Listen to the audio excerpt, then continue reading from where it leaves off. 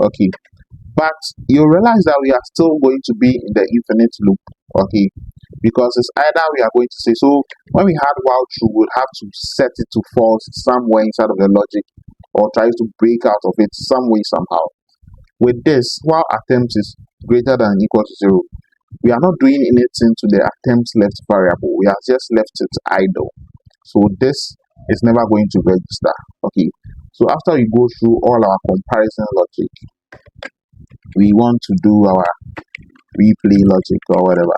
So this is going to be a simple decrement. Okay, instead of plus plus, we do minus minus.